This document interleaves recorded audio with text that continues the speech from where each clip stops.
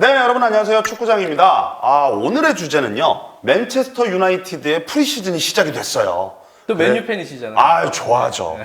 엄청 좋아하죠. 네, 그래서 이 프리시즌 초반이긴 하지만 이 경기를 통해서 맨유의 어떤 느낌이셨는지 그 얘기를 좀 다뤄보려고 합니다. 지금 저희가 사실은 내일 레알 마드리드전 끝나고 이 얘기를 하는 게 사실 더 좋은데.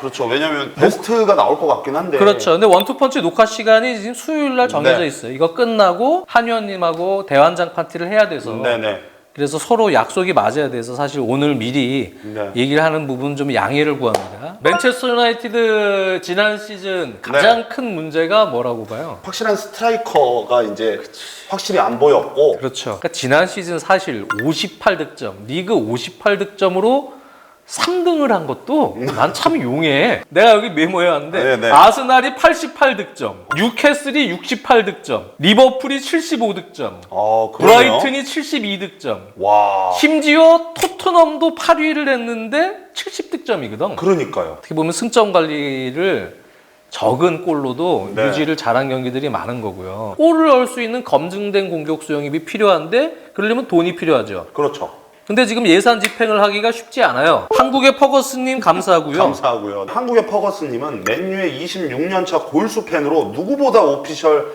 빨리 떠야 될 사람은 구단주라고 간절히 기도한다고. 맨유의 가장 시급한 문제죠.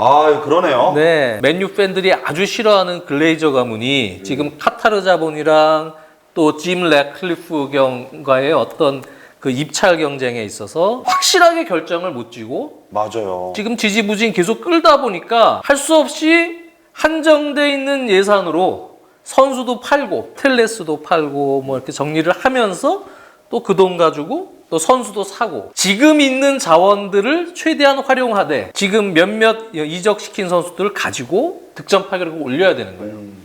네, 그러니까 올 시즌에 이 테나흐가 여러 가지로 풀어야 될 과제가 상당히 많다고 봅니다. 에곤 슐레님, 감사합니다. 템버지께서 마운트한테 기대가 크다는데 어떻게 보시나요? 또 어떤 한 분은 내놓은 자식 마운트가 어떻게 활용될지 칠지연님의 의견이 가장 궁금합니다. 이렇게 올려주셨는데 이게 이제 여러 가지 조합들을 좀 테스트해 보다가 현재 맨체스터 유나이티드에 있는 선수들의 특성상 어떤 역할이 가장 좋은지 뭐가 하나 딱 나오면 그러면 이제 마운트는 거기서 터질 수는 있죠. 하지만 그걸 못 찾으면 네. 어중이 떠중이 이것도 아니고 저것도 아니고 약간 붕 떠서 약간 뭐 반더빅처럼 되는 최악의 상황 가능성이 아예 없는 건 아닙니다. 예. 그런 상황이 이제 가능성이 상당히 적긴 한데 마운트 같은 경우는 전체적으로 지금 제가 빨간색 이 자석이 없어서 네. 노란색을 맨유를 할게요. 맨유가 이게 4백이면 뭐 4-2-3-1이 됐다 예를 들어서 그럼 마운트 같은 경우는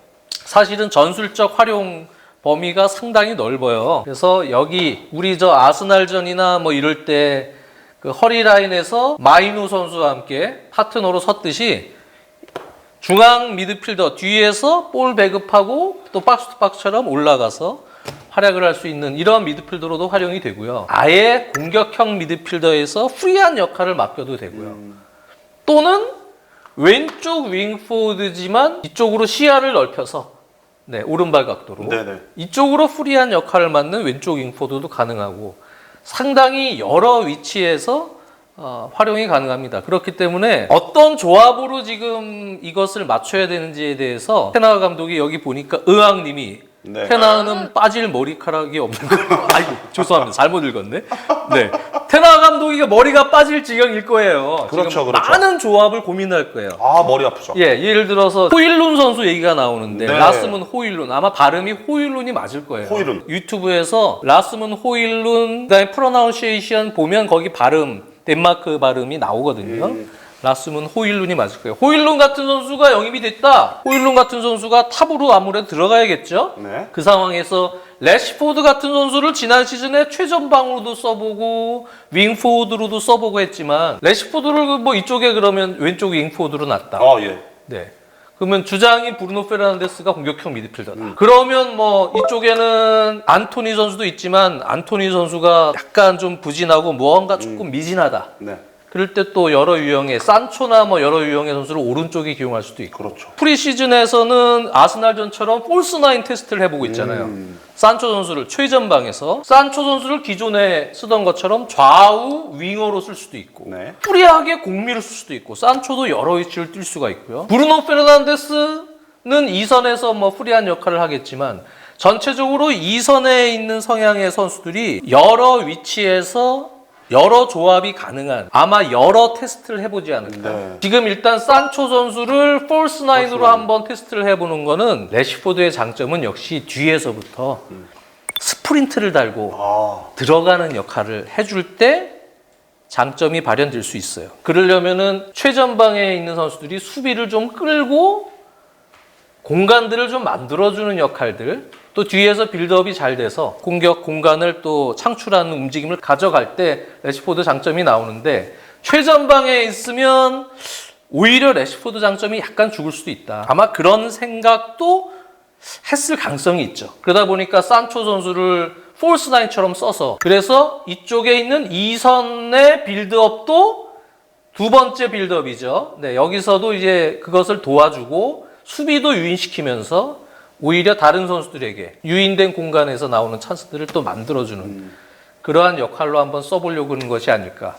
근데 산초 선수가 지난 경기도 보면 산초 선수가 아주 단독 드리블을 해서 멋진 그 오른발 골을 넣었는데 산초 선수가 제가 보면은 몸 밸런스가 그래도 조금 더 좋아지는 느낌이에요. 프리미어리그 와서 여러모로 이제 자신이 조금 부족했던 부분을 인지를 했는지 네. 아마 개인적으로는 노력을 좀 많이 한 것 같고 기존의 안토니 선수가 확실하게 여기서 경쟁력을 올 시즌도 갖추지 못한다면 산초 선수와 또 경쟁이 상당히 치열한 구도로 갈 가능성이 있다. 뭐 그런 생각이 또 듭니다. 아주 중요한 또 선수가 하나 영입이 됐죠. 오나나 키퍼. 오나나 키퍼는 뭐 테나 감독이 아약스에서 데리고 있었기 때문에 워낙 잘 아는 선수고 네네. 팬들이 잘 아시다시피 빌드업 능력이 아주 탁월한 선수입니다. 그렇기 때문에 현재 맨체스터 유나이티드의 빌드업 체계는 테나가 원하는 건 상당히 유연한 빌드업을 원하죠. 그래서 상대가 이렇게 압박을 하는 뭐 4-4-2처럼 압박을 할 수도 있고 어떤 식으로 압박을 할지 모르겠지만 상대의 압박의 유형에 따라서 트라이앵글 형태로 숫자 확보를 하기 위한 노력이 상당히 많아요. 그래서 키퍼가 나와서 오나나가 확실하게 뭐 숏패스도 잘하고 롱패스도 잘하는 선수지만 패스를 줄기를 잘 잡아줄 때는 뭐 이렇게 평이하게 나가면서 미드필더가 살짝 도와주는 카세미루가 됐던 여기서 뭐 에릭센, 마운트 뭐 이런 선수들이 도와주던 뭐 그런 식의 빌드업이 될 수도 있고 그리고 뭐 루크쇼 같은 선수가 터치라인 플레이로 올라가면 완비사카의 센터백 2명 리산드로 마르티네즈와 바라니 네, 뒤에서 3명 체계를 만들어주면서 수비진의 압박의 형태에 따라서 유연하게 계속 바꿔주는 거예요. 공은 돌거든요, 계속. 그 도는 그 상황에서 적절하게 거기서 대처할 수 있는 트라이앵글과 숫자 싸움, 숫자를 확보를 해서 그 빌드업을 풀기를 바라는 거예요. 딱 체계화 시켜서 너는 딱 벌려지면 완전히 뭐 라볼피아나처럼 센터백이 딱 벌어지고 여기로 한 명이 딱 오고 이러한 빌드업 체계를 원하는 건 아니에요. 그거는 이제 우리가 어떤 시스템에서 이렇게 빌드업이 된다라는 팀이 있고 테나 같은 그 빌드업은 선수들에게 상당히 철학적인 유연성을 많이 부여를 하면서 역시 공을 중심으로 상황에 따라서 이것을 헤쳐나갈 수 있는 움직임 또 오프더볼에서 또 다른 선수가 그러면 위치를 잡아줘야겠죠. 그런 움직임을 원하는 겁니다.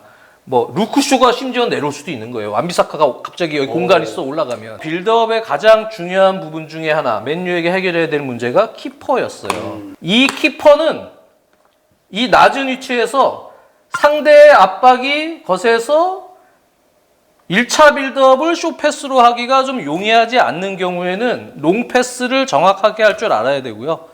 네, 그러려면은 이쪽으로 롱패스를 여기서 뿌려줄 수도 있고 또는 사이드 터치라인 쪽에 있는 선수에게 뭐 루크쇼가 여기 미리 나와 있으면 이쪽으로 킥을 전개해 줄 수도 있고 발로 또는 역습을 나갈 때 손으로 모든 형태의 빌드업을 그래도 안정적으로 수행할 수 있는 키퍼의 역량이 이런 테나 감독의 축구에서는 상당히 중요합니다. 프리시즌 경기 아스날전 같은 경우는 아스날이 압박이 상당히 좋았거든요. 네. 그래서 맨유가 그런 유연한 빌드업을 여러 형태로 시도를 했지만 조금 막히는 부분이 많다 보니까 롱 패스가 좀 많았어요. 예, 맞아요. 네, 롱 패스가는 결국은 부정확한 빌드업이 되어 있기 때문에 소유권을 넘겨줄 가능성이 높고요. 그랬는데 이제 오나나가 있다는 가정하에 연습을 해본 것 같아요. 제가 볼 때는. 이제는 오나나가 내일 뭐 레알 마드리드 경기부터 해서 이제 프리시즌이 또 몇 경기 하고 이제 바로 리그 준비를 할 텐데 오나나가 들어왔을 때 어느 정도로 빌드업이 안정적으로 변할 수 있느냐. 그것에 따라서 결국은 맨체스터 유나이티드가 원하는 마운트 선수의 박스 역할이나 브루노 페르난데스의 2선에서의 링커 플레이들 또는 바로 전환됐을 때의 배후 공간 침투들이 그 2선 쪽에서 잘 나갈 수 있습니다. 그리고 또 하나는 브루노 페르난데스와 마운트가 공존을 할 때는 이 두 선수의 특징은 다 빌드업을 할 때 서로 교차 움직임을 가져가면서 마운트가 내려와서 빌드업을 도와주면 브루노 페르난데스는 위에서 2선에서의 어떤 링커 플레이를 해줄 수가 있고요. 브루노 페르난데스가 상황에 따라서 공의 중심에 따라서 여기에서 도와줘야 되는 상황이 생기면 마운트는 또 올라갈 수가 있어요. 이러한 두 선수 간의 역할 분배가 잘 이루어져야 됩니다. 올 시즌에. 네, 그것에 대한 시너지 효과를 테나 감독도 아마 상당히 기대를 하고 있을 거예요. 물론 이제 에릭센 선수도 있는데 에릭센 선수도 이제 같이 공존하는 형태에서 장기 레이스에 들어오겠죠. 근데 에릭센 선수도 마찬가지예요. 네, 이 공존하는 형태에서 결국은 브루노 페르난데스 중심으로 에릭센이 됐던 마운트가 됐던 그 선수들 간의 역할, 빌드업 할 때 안정적으로 도와주고 빠른 그 사이 공간 전진 패스를 통해서 2선에서의 또 그 역할을 해줄 때 서로 간의 역할 분배를 잘 해줘야 됩니다. 왜? 그걸 다 해줄 수 있는 선수들이기 때문에. 두 가지를. 또 영입에 지금 물망에 오르는 선수가 소피안 암라바 선수 지금 물망에 오르더라고요. 네, 얘기들이 좀 많더라고요.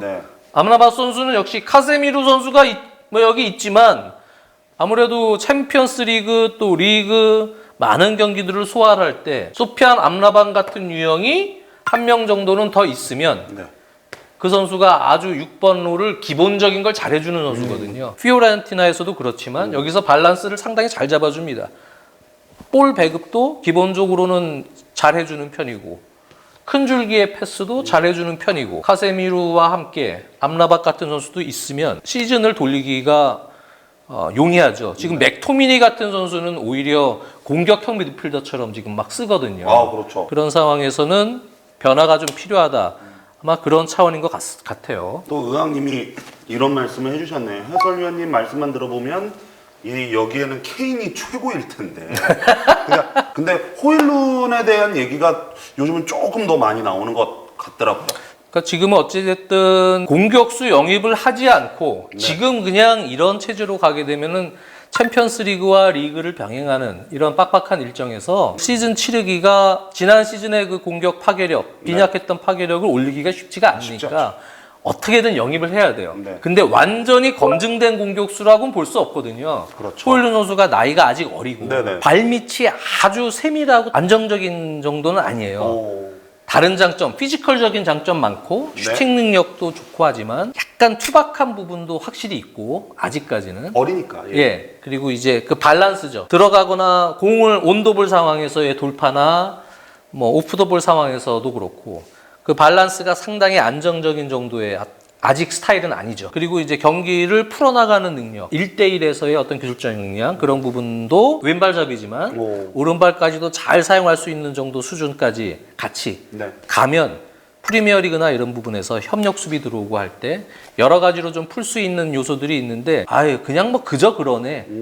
그런 상황에서 끝나면 맨체스터 유나이티드의 최전방 주전 원톱으로 이제 나서기에는 미진한 상황이 돼버리는 거죠. 어느 정도 해주지만.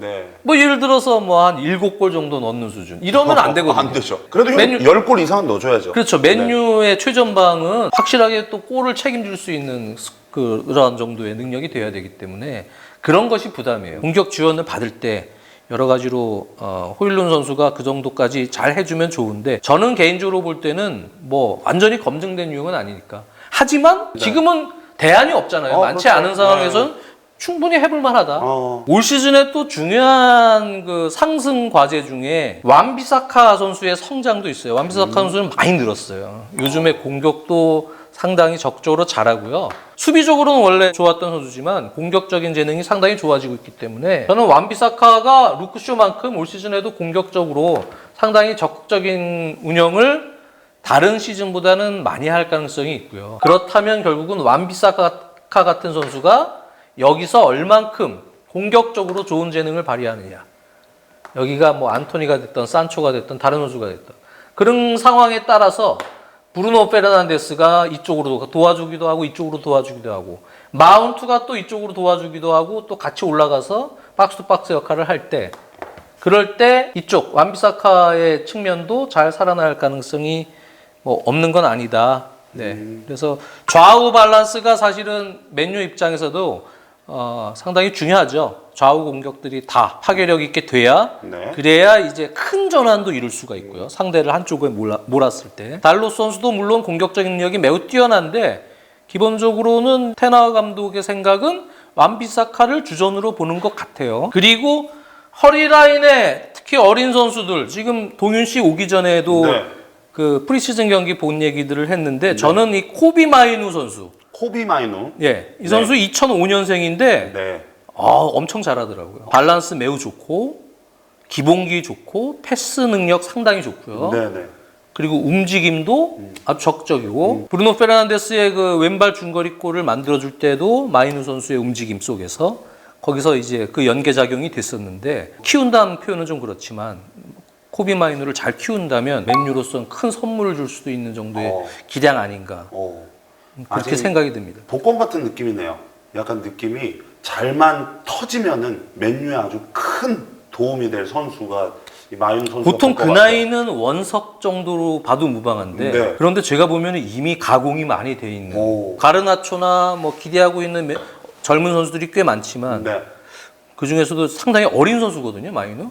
네. 그 선수는 이제 여기 이 뒤에서 뭐 카세미르 롤을 할 수도 있고 네. 수비형 미드필더 말고 그 약간 위쪽에서 자 8번 롤을 수행할 수도 있고 네. 네. 여러 역할을 다 수행할 수 있는 또 장점이 있고요. 여러분들은 맨유에 예를 들어서 호일룬까지 왔다.